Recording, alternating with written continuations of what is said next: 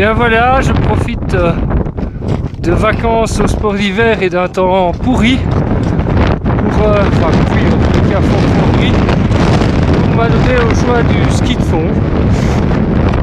Alors quand je dis joie, c'est un grand mot parce que il est évident que quand on en a fait que 3 fois, même si c'est du ski de fond classique, on manque un tout petit peu de technique et il arrive parfois de se retrouver en rupture d'équilibre face contre terre.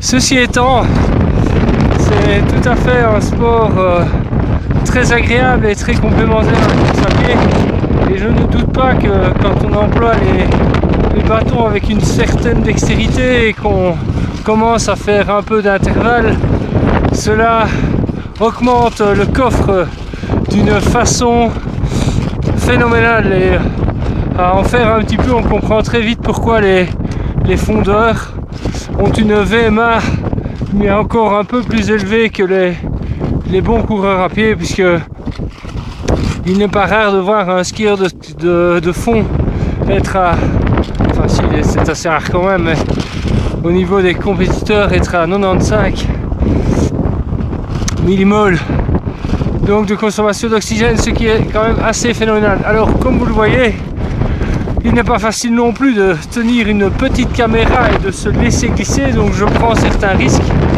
Mais ici j'ai le vent qui me pousse dans le dos et c'est fort agréable. Voilà. Comme vous le voyez, enfin vous le voyez peut-être pas très fort parce que le gris est assez plombé.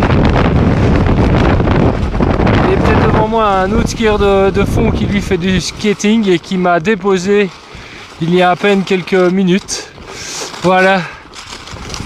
Et bien donc je ne peux que vous conseiller, si vous partez un jour au sport d'hiver et que vous avez un temps pourri, de passer par le stand de location de ski de fond et de vous essayer à cette discipline qui vous permettra de faire une grosse sortie un peu comme si vous étiez en trail et qui vous procurera beaucoup de plaisir. Allez, à plus!